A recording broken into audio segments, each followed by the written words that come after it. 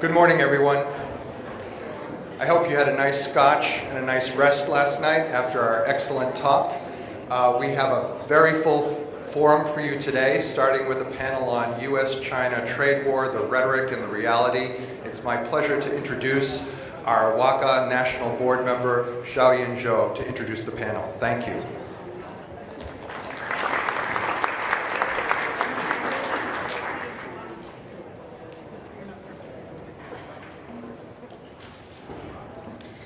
Bill is a little taller than I am. Good morning. It is very early, and I hope you are as excited as I am about this next panel. It is my pleasure and honor to introduce our first panel and talk of the day. My name is Xiaoyan Zhou. I am the Executive Director of the World Affairs Council in Kentucky and Southern Indiana. And what a topic to start with this morning. The U.S.-China trade war goes straight to one of the most real relationships that we have today. And I think for U.S. and China, they are probably arguably each other's greatest headache and relationship to be managed carefully. So given this the uncertainties in the last couple of years, we are very lucky to have a great panel of experts to be talking about the issues and helping us to unpack this very complex relationship. So, joining us this morning is Mr. Robert Atkinson, right here.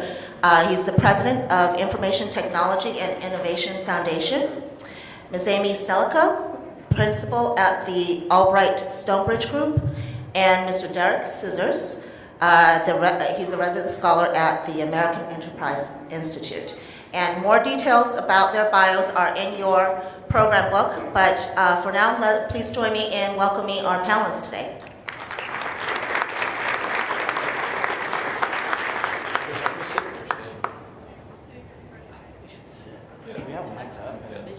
So, good morning, everyone. I'm Rob Atkinson. I'm supposed to moderate, and we're going to have this be pretty informal. So each of us will just make maybe 5 minutes of remarks, then we'll have a discussion among ourselves, and then we can open it up for questions and comments from you all.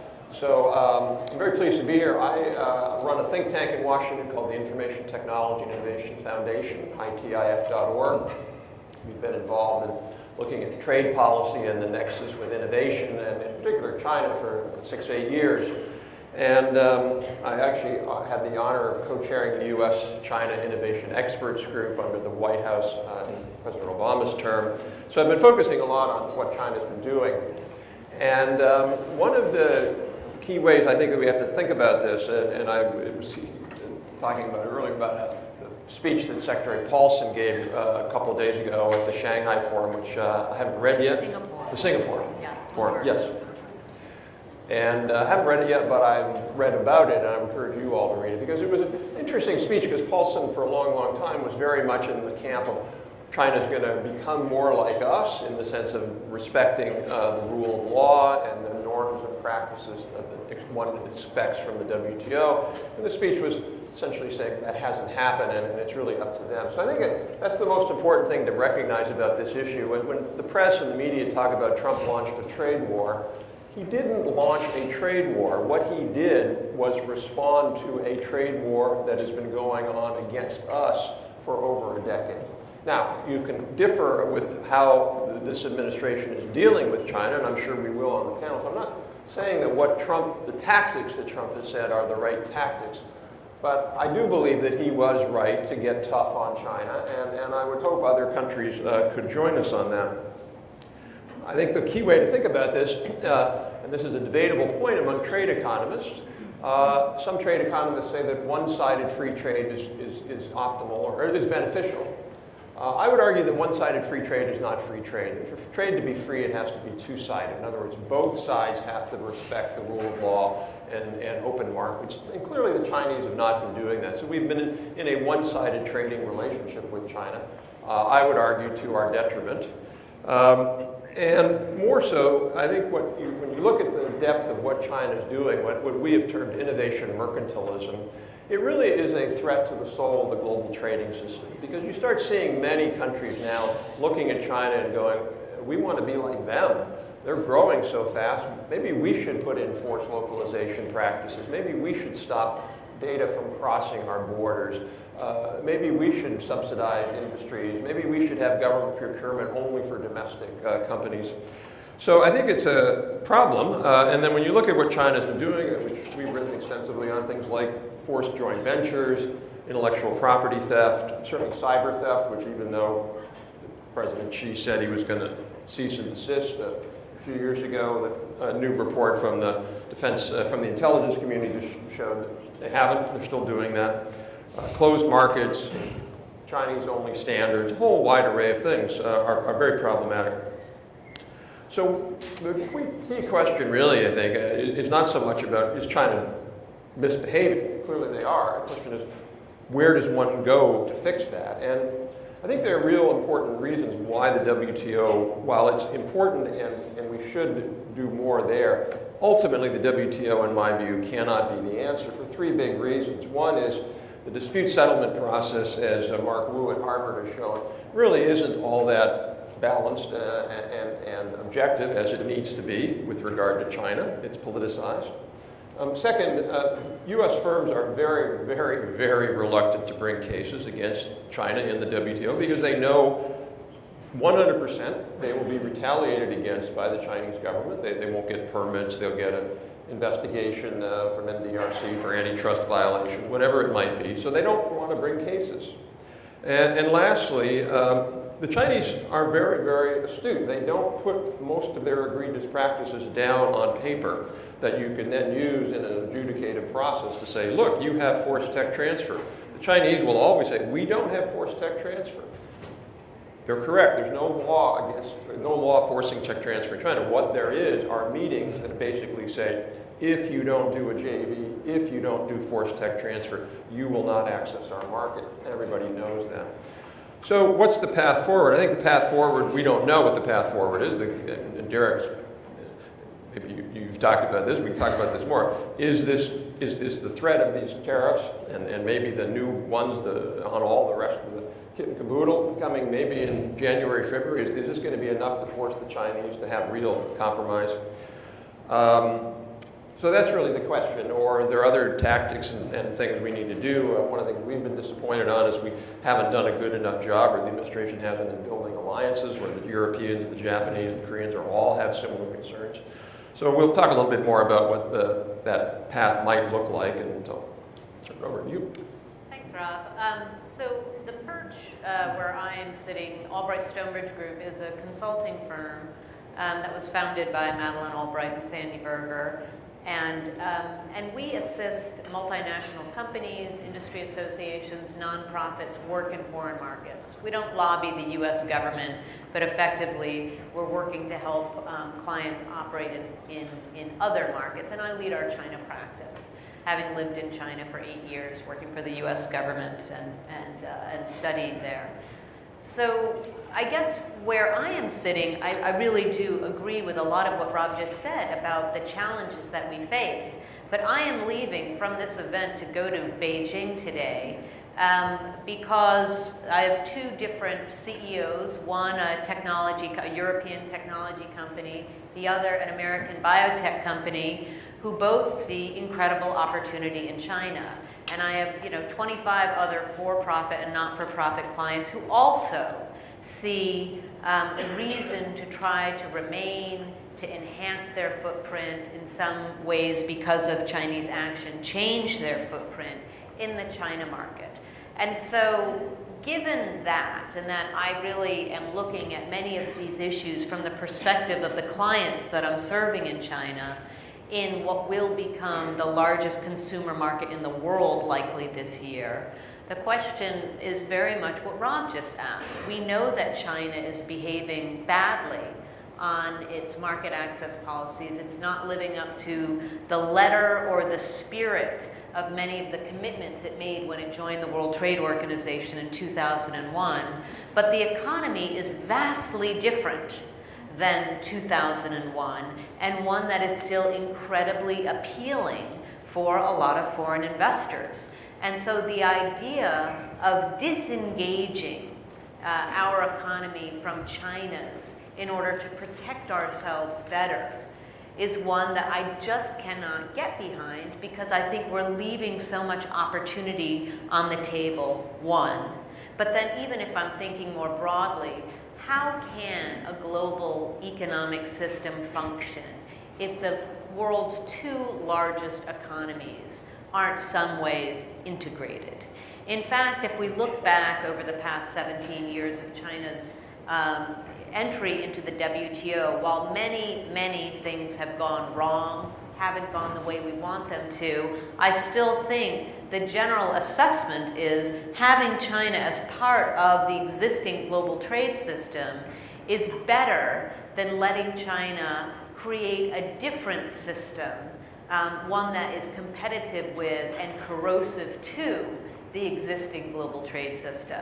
Now that's great, and China's part of the WTO, but in fact, China says, and Xi Jinping just gave a very significant speech in Shanghai this week at this China International Import Expo to promote all of the imports that China does want to buy from foreign countries. China again, or Xi Jinping himself, again for the fourth time, basically said, we are the country that wants to take on the mantle of globalization. We support the global trading system.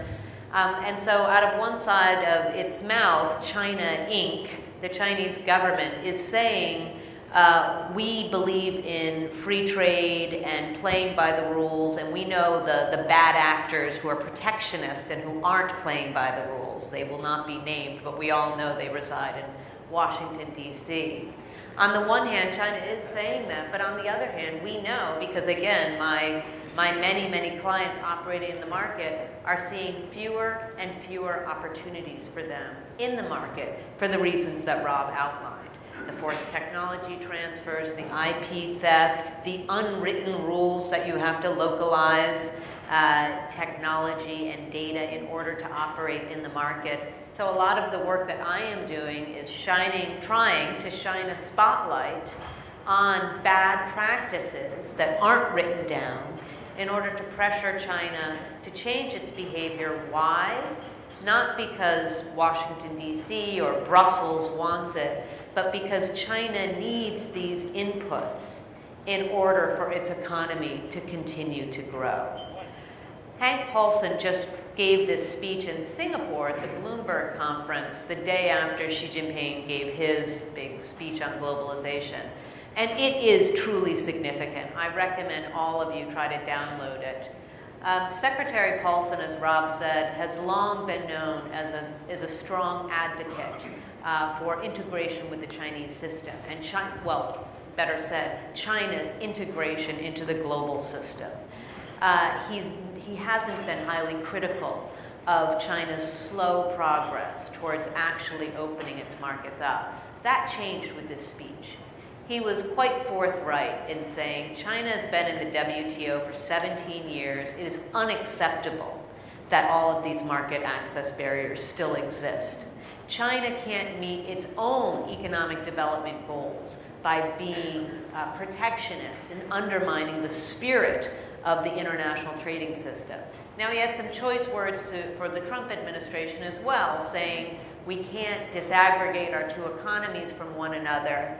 But he really does lay bare, I think, in this speech, what many of us have said for a long time, and Rob already said this morning. We are in the most challenged period in U.S.-China relations in 30 years, almost 30 years. We normalized relations with China 40 years ago. And for us to be in such a troubled spot, in 30 years, our relationship has been basically on an upward trajectory. And now we are where we are because the United States is standing up to Chinese bad practices. And the United States, bipartisan support for it, Democrats and Republicans saying we can't allow China to continue to manipulate the rules of the road for China's benefit and to the disinterest of the U.S. national security as well as our economic security.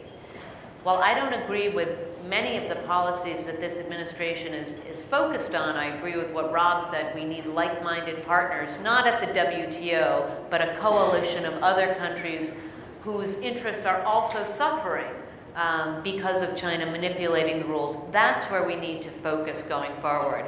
I will say, I also think if we could find our way back to the TPP, that offers a platform that China could aspire to join one day and give China some real targets for what it needs to do in liberalizing its economy, opening itself up in order to join a very attractive large free trade agreement.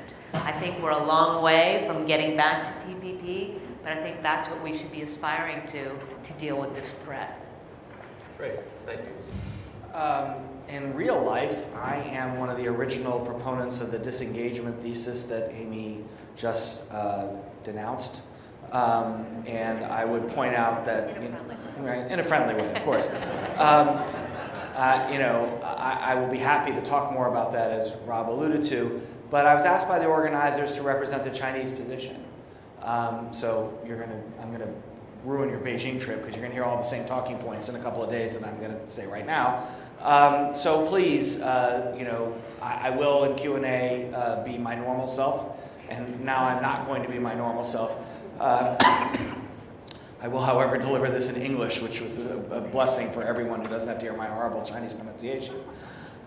So starting off, a number of American demands constitute interference in China's internal affairs. China has not changed its policy in any harmful way since 2016. We've changed, I'm speaking as China, we've changed our terminology, but we really haven't changed our policies much since 2006. What's changed is American politics. You had an election and suddenly you find that we have to adopt a different economic model. American critics are constantly calling China a revisionist power. In fact, in the economic realm, it is the United States which is the revisionist power, not us. That's the theme. Let me get to some individual points. On the trade balance, China's global imbalances have shrunk dramatically in the past decade. We used to run very large twin surpluses on the capital and current account. Our reserves were always rising very rapidly.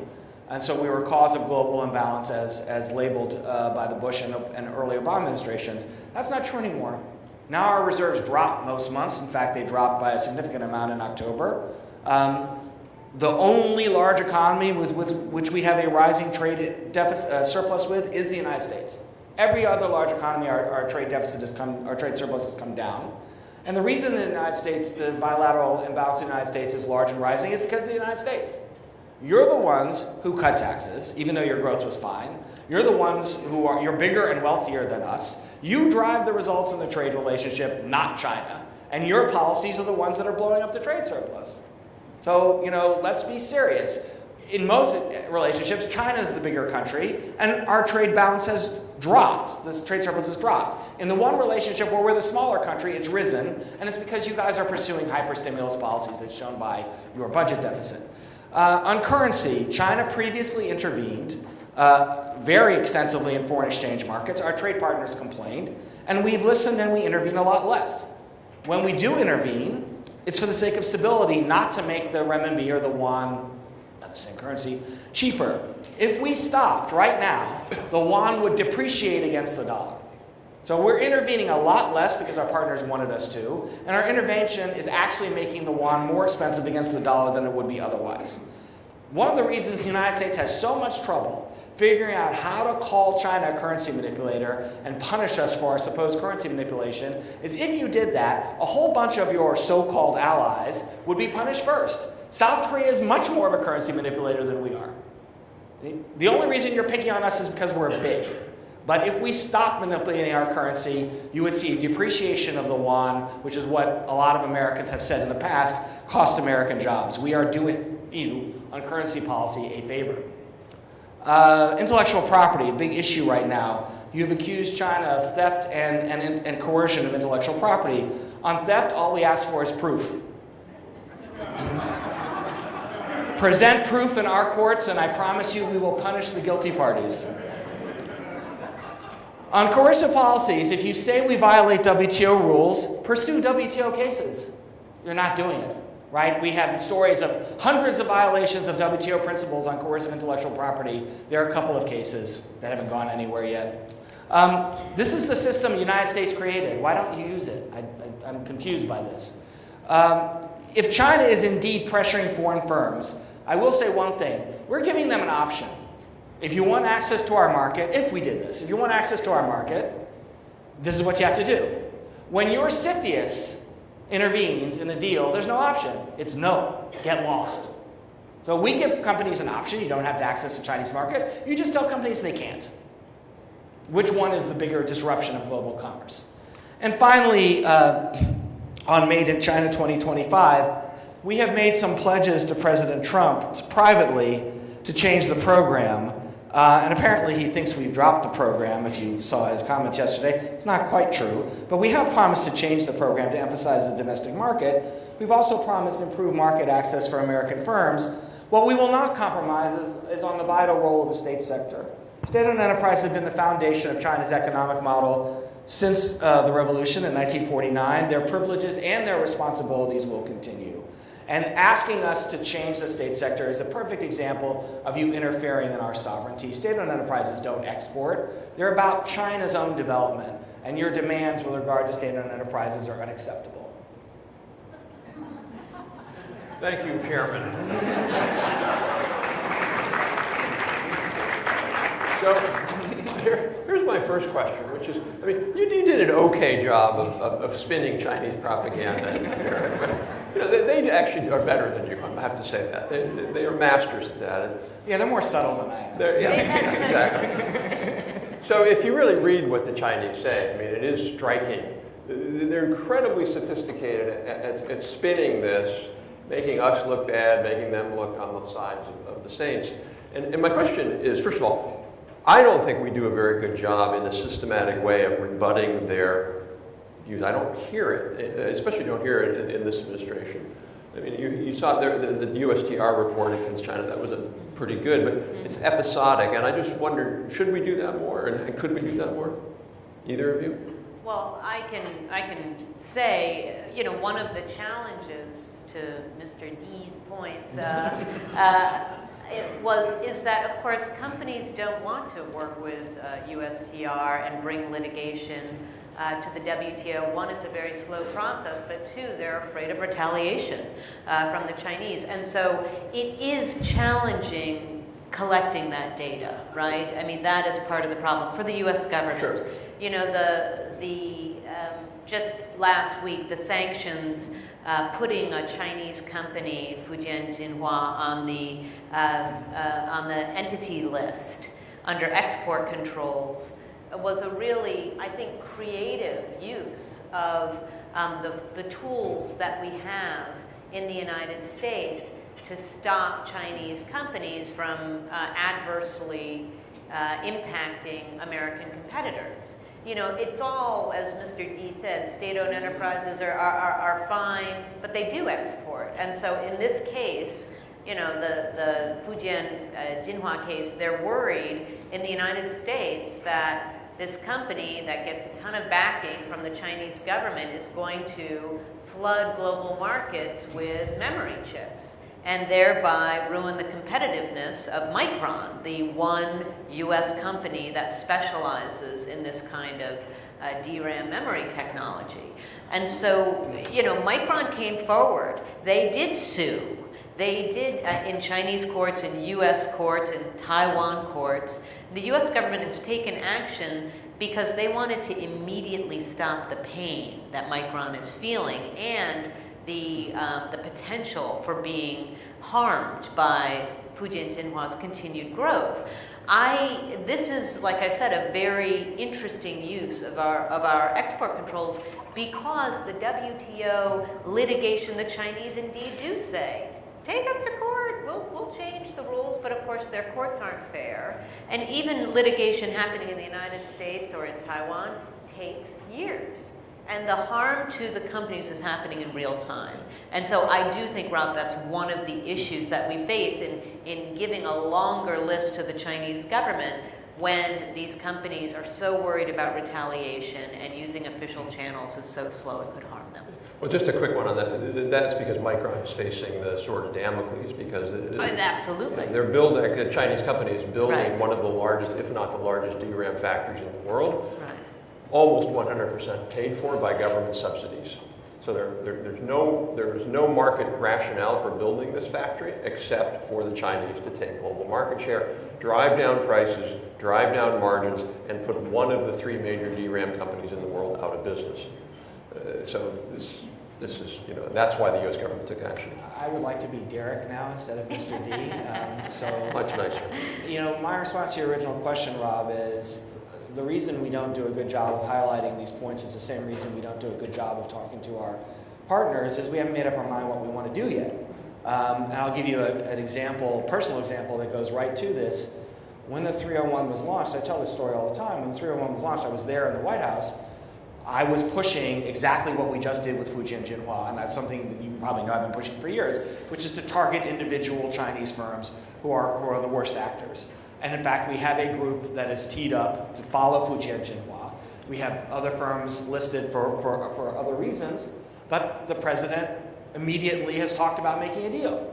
So we don't have clarity at the top of the US government about what we want to do. We don't have clarity, at levels below that. I think if you all follow this issue, you know that Secretary Mnuchin and Ambassador Lighthizer generally disagree. They don't disagree on everything, but they have a broad disagreement. We can't make up our minds about what we want to do, which makes it very hard for bureaucrats to decide what should be emphasized. Now, let's give a very concrete example of this to show, what you want is kind of detailed, grunt work that makes for better policy. I 100% agree. But look at Secretary Ross's position. First, he brings a China deal to the table. In July of 2017, the president says this deal sucks, get lost. And he almost literally said that. And then Secretary Ross brings the hammer down on ZTE in April 2017, and President Trump says, oh man, this is way too tough. Me and my friend Xi Jinping, we're going to fix this. So if you don't know at the top, if you don't know as the Secretary of Commerce which way you're supposed to go, there's no way we're going to get a unified US government policy that says, here's where we're heading in 3 years, this is the information we need, this is what we need to do. And I said that when we launched the 301, this is going to last 3 to 4 years, here's the first step. And the next day the president said, this is great, let's apply tariffs. So let me ask, and I'll also make what I think, and then I want to open it up all to you for the rest of the time. So let me ask a question. What's going to happen with sort of the path we're on, tariffs? I know you have a different view than I do a little bit. And then secondly, what should the president, going down to talk to Xi, I guess, at the G20 in a month, and he, in my view, he wants to negotiate. I don't think he has any desire to have this go on forever. I think he wants to declare victory. What should he insist on? So I'll tell you what I think he should insist on. Number one, and this goes back to, who cares about the trade deficit? I think it's meaningless. They can just buy more soybeans from us and more oil, and they can cut the trade deficit to zero. It doesn't matter to our strategic future. What matters to our strategic future is their practices, particularly around advanced industries that we specialize in my view. So I think there's really 3 or 4 big things, and I do think we can measure these things. So one of them is IP theft, cyber theft. The government can measure that. We should hold them accountable to a massive, massive reduction in cyber theft. The second thing would be big reduction in subsidies. I mean, I get your point, your earlier Chinese point about, they're a state joint. Fine, I get that. I'm not going to turn them into a market economy. And yeah, they're going to have some subsidies. But the magnitude of their subsidies, in semiconductors, it's $100 billion, $120 billion. I'd say, fine, you want to put $10 billion in over 5 years, you can do that. You can't do 100. So we can measure that. We know what their subsidy regime is like, more or less. And third, just no more forced tech transfer. And I know companies won't say it publicly, but they will say it privately. Absolutely. And so they can report, and we can get a good assessment every 6 months. Are they really having forced tech transfer? There could be voluntary tech transfer, which is fine. And then lastly, much more market access and market opening. You look at, for example, the cloud computing industry is not really allowed to operate in China, financial services and others. Those are all very measurable. That's what I would insist upon. I don't know what they will insist upon, and if they did insist upon that, whether China would go along with it. But I do think that's one approach. So your thoughts on both questions? Yeah, I certainly do agree that it's not about the deficit for the U.S. economy. It is about trying to open up the China market that companies want to access, and again, because it brings them a lot of opportunities, but just this lack of a level playing field because of the restrictions, and then like you said, because the state-owned actors are just so massive, you can't compete with them, makes it really, really difficult. And so adding to your list, Rob, not really subtracting much, I would say on Made in China 2025, great if Xi Jinping just throws it away, but maybe just it's take out those requirements to indigenize this technology. Certainly have every aspiration to build in strategic emerging industries. You'll need foreign technology partnerships to do that unless you're stealing the IP. But I do think explicitly talking to China about ending its market restricting policies is very important and realistic when we are talking again about a country that does say that it plays by the global trading rules. And then my final point would be on the WTO, we have to work with our allies and acknowledge the fact that, I hate to use this four-letter word in Washington, we have to accommodate the fact that the largest economy in the world, soon to be China, is a non-market economy. It is not a market economy, and yet the WTO isn't equipped to deal with them because of the way that China runs itself. We can only push China to change so much. However, the global system and the rules that we have, I think, should be changed so that there is a recognition if China does continue to massively manufacture semiconductors, there will be repercussions when they try to flood the markets with them, right? Great. Wow, there's a lot I want to say about those questions. Number one, I think the president is going to go down and declare victory. At least that's what he's arguing for right now. He said it privately in the White House last week. He didn't say exactly that, of course. He changes his mind a fair amount on China. Could change again. But I think right now we're headed for some sort of G20 deal. I originally thought it was just going to be the kind of thing we've announced with the EU and Japan, a framework. I actually think they're trying to go beyond that now, whether it will work or not. I think it will fall apart during the 2020 election campaign, and I think it will fall apart for the reason that economists sit around and say things like the trade deficit doesn't matter. The president made it matter. The president said the trade deficit, this is a long-time labor union argument, standard protectionist argument around the world. The trade deficit represents lost jobs because it means we could, instead of importing those goods, we should be producing them here. That's job loss. So the president said that to high heaven. He used the word rape. Okay? This is all documented. We've got film of it all. The trade deficit's rising. It rose in 2017, which probably nothing to do with the Trump administration. That's leftover policies. It's rising now. We set a record for a bilateral monthly trade deficit with a country, with China, in September. The president's not going to be able to make a deal that changes that. We don't make purchases that quickly, which means as the presidential campaign starts in 2019, Democrats are going to take the president's words in 2016 and say, you made it worse. Everything you said has gotten worse, which means we're going to be talking about the trade deficit whether we like it or not. I do think we're going to get a deal. I think it's going to unravel for political reasons. And I think it's going to have a lot to do with the trade deficit and President Trump's initial political claims, even though the three of us agree that's not what we should focus on. Will the deal include taking off the tariffs until sometime later? I originally thought the deal was, so both governments are very scared of the January 1 escalation. If you look at what we've done so far on tariffs, it really doesn't matter, which is why we're running a larger trade deficit with China than we did 2 years ago. The escalation from 10 to 25% on $200 billion worth of goods does matter. There was a huge fight in the U.S. government over who would be included and what the tariff levels will be. They're afraid to have that fight again. The Chinese are afraid of it because it would pressure their balance of payments. Everybody's afraid of that. So I think the framework is going to include suspending that I want to say for sure. If it was today, I would say for sure. Since it's 3 weeks from now, I mean, who the hell knows?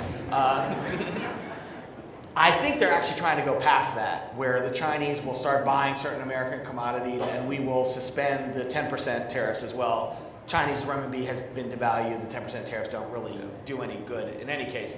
I'm not saying that's going to happen because we still got to get enough from the Chinese that the president can say, look what I got. Again, I think this all lasts about a year. Even if we make a deal where we unravel some of our tariffs, I think a year later, the president says they didn't do what they said, I'm going to be tougher on China than anyone else, because that's what won him the last election, arguably.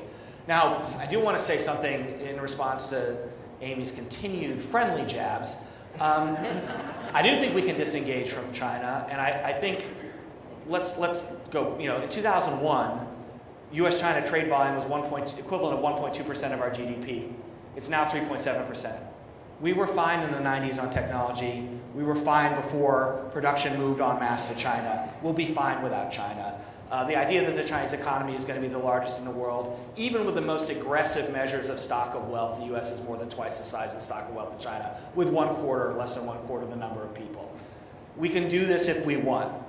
We should do it well. The question is, should we? And my answer is yes. Why? Because the Chinese aren't going to do what Rob and Amy want. They're not. They're not going to change their fundamental policies. I could go on at this at great length, as most of them know, but I'll stick to one point.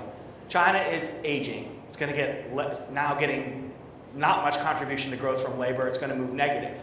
China is highly indebted. They've blown an enormous amount of money over the last 10 years. Net contribution to growth from capital is poor for what should be the case in a middle-income country. They've ravaged their land endowment. They're trying to rebuild that now, making some progress, but long time before natural resources contribute to Chinese growth. Party knows all this. Innovation is the key. They say this, they're right. But China doesn't like competition, and competition is a big part of innovation. So they've got the spending, they don't have the competition. They're not going to be able to innovate as fast as they need to, which means what? They're going to steal and coerce other people's innovation. The pressure on China to steal and coerce IP is getting stronger, not weaker. The party is quite aware of this. They're not going to make compromises on that side. That's just an example. My point is, we're dealing with this is going to get political, sorry.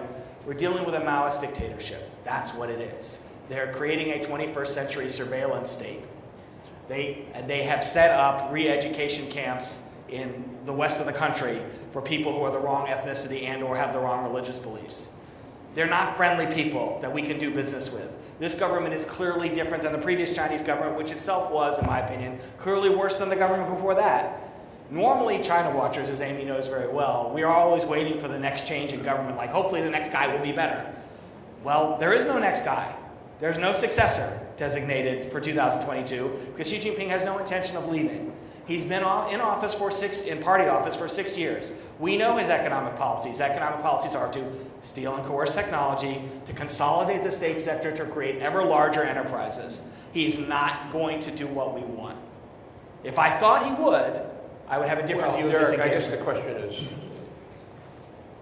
he has to do what we want if the pain is big enough. There's no question about that. The question is, will they think they're going to blink first, or will we blink first? So I don't disagree with you that they're not going to change their fundamental stripes. The question is, can they dampen it down to enough that's acceptable to make the global economy work? I will say one thing, though. In their own self-interest. In their own... Not as Xi Jinping recognizes Well, it. no, it could be in their side. Especially if Europe abandons its, hey, this is great because America is getting screwed and we can take over, which is the policy and the thinking a lot in Europe. I will say one thing, though. I fundamentally disagree with you on this point. I've debated Chinese officials on this many, many times, and it's the most frustrating thing I experienced. China needs to grow. It needs to grow its productivity. Mm-hmm. It won't grow its productivity through Made in China 2025. It will grow its productivity the way everybody grows their productivity, by having all sectors raise their productivity by adopting technology. Retail, farming, traditional manufacturing, financial services. It's not about building some semiconductor plant. And there's a very good study from McKinsey Global Institute on this called Compete and Grow. And it shows very clearly that sectoral mix doesn't matter to GDP growth. In other words, you have more semiconductors versus shoes. What matters to GDP growth, per capita GDP growth, is across-the-board productivity. And so the Chinese have the wrong model in their mind. I agree. They have the wrong model in their mind, but we've seen it for 6 years now under Xi. He's purged his opponents. People are scared, as you all know very well. People are scared, much more scared to criticize government economic policy than they were under Hu. So they have the wrong mindset, and they're committed to it. I guess the only thing I would say is that makes Xi Jinping more vulnerable than his predecessors. Because you're right, he's consolidated power, and he doesn't allow those who don't agree with him to be making policy in China. And so what happens when things go wrong? I mean, this is how revolutions happen Okay, in China. look, Right? we don't have to go that far to a revolution. I agree with both of those points. If we inflict enough pain on the Chinese, that's the way to get them to change. We have not done so, and the president wants to make a deal before we do so. I don't want to do it through tariffs. I want to do it by attacking their state sector directly, but we haven't, regardless of how we do it, we haven't done it. Sure. And so they're not going to change because we haven't I put want that to pain open it on. up. You've all been patient. I guess, is there a mic or just jump up? There's a mic. So right over here first, and then over here. Hi, Barry Boyer from Worcester, Massachusetts. I think in simplistic terms, it sounds to me like they're talking about China and the U.S. competing in a capitalist competition at a global level with two very different business models. And my question is, how do we re-examine, or should we re-examine our domestic business model as to, for example, think back to the Japanese car industry when they decided they were to develop a car industry, they used a different model. Would any of you have any suggestions on how we change our own domestic way of thinking about doing business? So I would just say quickly, I wrote a recent op-ed in the American Conservative with Admiral Dennis Blair, who used to be head of the DNI for Obama, and it was called something like, it's time for an invented and made in America 2028 plan. And I know this is where Derek and I probably disagree, Derek being kind of a small government, free market kind of guy. We need a robust national competitiveness and innovation strategy. That doesn't mean we should do what the Chinese do, which is sort of a distortion of what that really should be. But for example, we underinvest in federal R&D on the tune of $120 billion if we invested the same rate we did when Reagan was in office. We have the 30th weakest research and development tax credit in the world. We're not training enough scientists and engineers. We don't help our small and mid-sized manufacturers modernize as much as the Germans and the Japanese do. So there's a whole set of things we should be doing. And I 100% agree with the people who say, well, just attacking China is not looking good enough. Absolutely, we should be criticizing and pushing China, but we also have the responsibility of having a better domestic innovation strategy, including, to Derek's point, tax reductions and reg relief and all that, but I would complement it with other things. I'll just say that, we saw this past week the preliminary results of a German industrial association's polling, also saying, to deal with this threat of China and the way that China is unfairly competing with German companies in China as well as in Europe, Germany needs to up its industrial policy making. And so it's not just us, it's a really good question about what do other countries need to do to compete with a China that is taking industrial policy making really to a new level. And the answer from a lot of industry is, yeah, we also, and I think this goes against the grain of a lot of companies, but we do need our federal government to be promoting innovation-friendly policies here too. At one point, I actually agree with something Rob said earlier, even though we disagree, I think, on our approach to organizing the American economy. It doesn't matter. I'm distrustful of the idea that certain sectors are the critical sectors and the government can identify them. Certainly not over a 10-year period. Over a 2-year period, sure, probably. So I don't want to have an industrial policy that says these are the good sectors and they should get government support. As Rob was saying, what we want is productivity increases across the economy. I think when you look at the current U.S. Business environment, the long-term productivity threat is human capital. It's health and education. And those are both appropriate areas of government action. To answer your question, I gave a really facile answer. Hey, let's invest in health and education. Of course, we scream bloody murder about how to do that and fight over it. But I think if we started by saying it's not about subsidies to companies that are in the right sector, it's about making American workers more productive by helping on the health side and helping on the education side, that's the improvement in our business model that will make us more competitive. So we have 12 minutes left. What I'd like to do is have 2 questions, and then we'll go to the next round of 2, and we'll try to keep our answers brief. So, yes, sir. Yes, my name is Bob McGuire. I'm from Albuquerque. Amy Hank Levine of your organization was just out to speak to us, and we appreciate it. Would you mind blue skying a little bit? Had we stayed in TTP, how would this discussion we've just had change? Okay, let's do the next question in here, and then we'll answer. Yeah, I don't know if this is. Is it on? Can you It's hear me? on. Hi, I'm Trish Joyce from Rochester, New York. My question is, there seems to be a prevailing theme about working with our allies and opening up China trade by working with our allies. We've been talking a lot over the last 24 hours about our shrinking base of allies. So where do we start to congeal our allies so that we can work as a unified force? Yeah, they're complementary questions, of course. I think from my perspective, the real sadness about the U.S. walking away from TPP was that after the Chinese for years complained about it as an anti-China pact to contain China, they finally were starting to talk about the benefits to China were it able to join. And so negotiating a bilateral investment treaty with the United States was one chapter of a free trade agreement. China had a long way to go. But there were folks at MOFCOM who are aspirationally thinking this would be good for China. And short of TPP and outside of the WTO, I think we know that the Canadians, the Japanese, the Europeans are also facing the same fears about the impact of China's unfair trading practices on their domestic economies.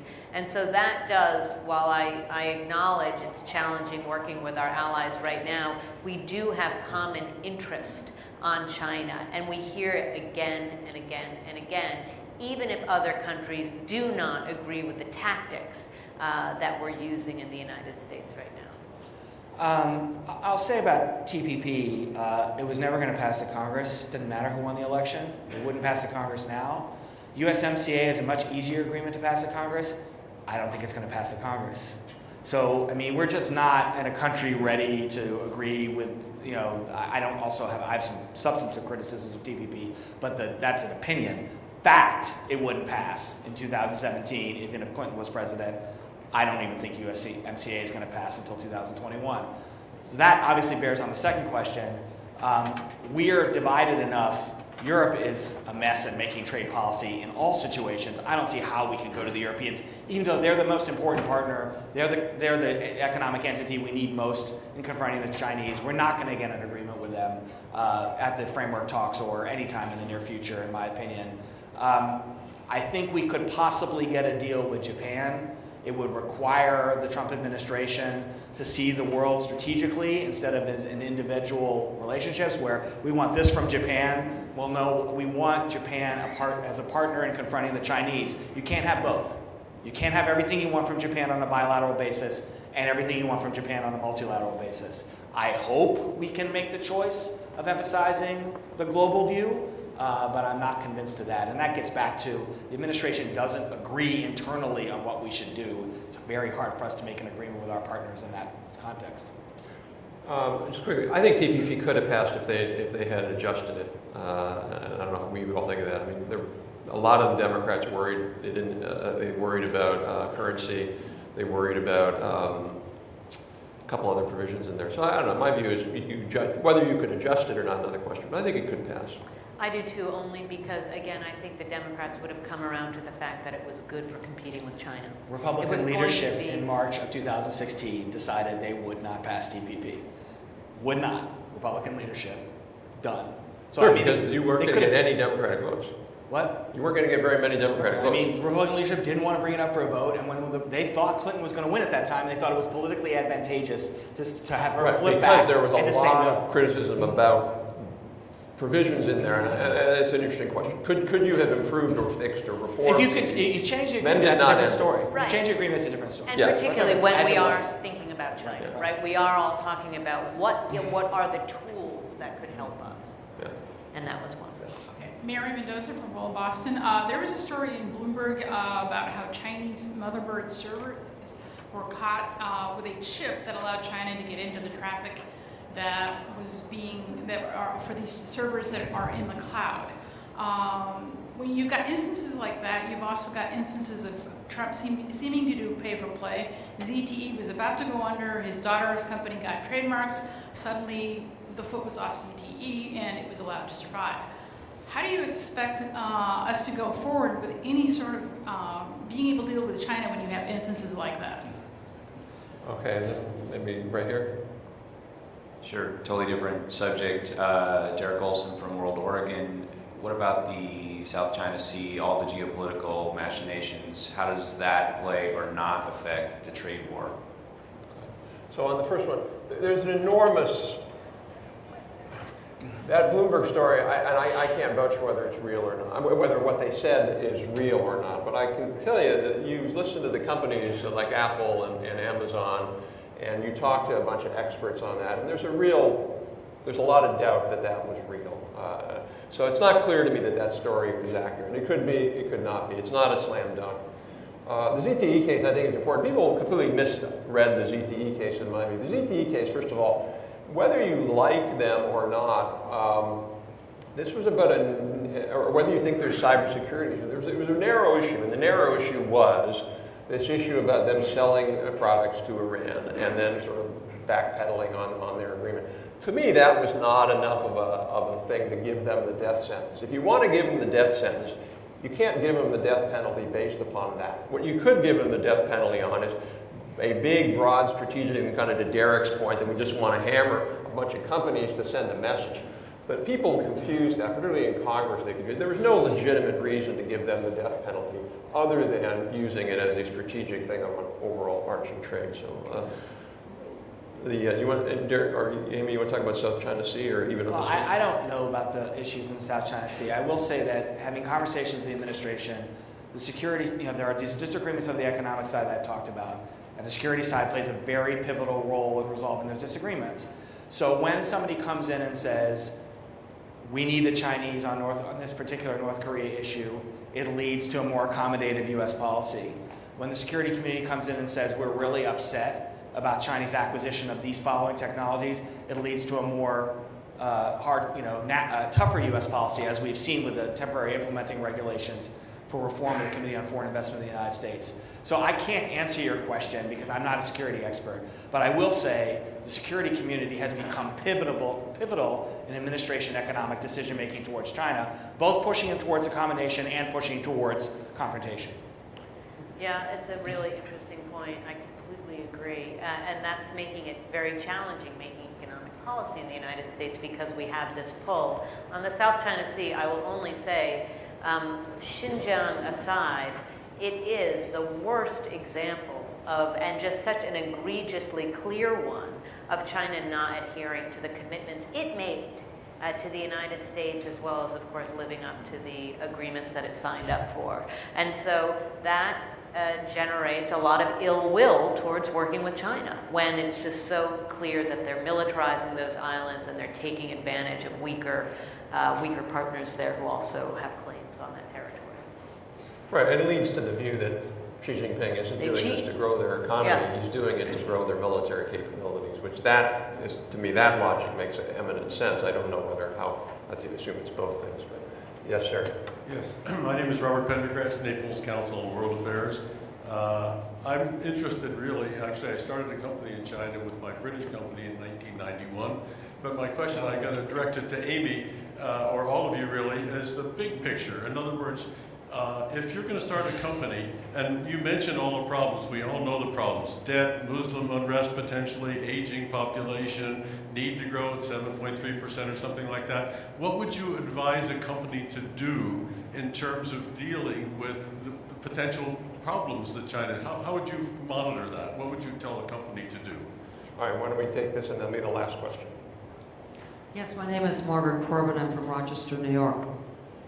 My two connected. One is when we point fingers about who's not following the rules, the United States can't quite get itself to sign the Treaty of the Seas itself.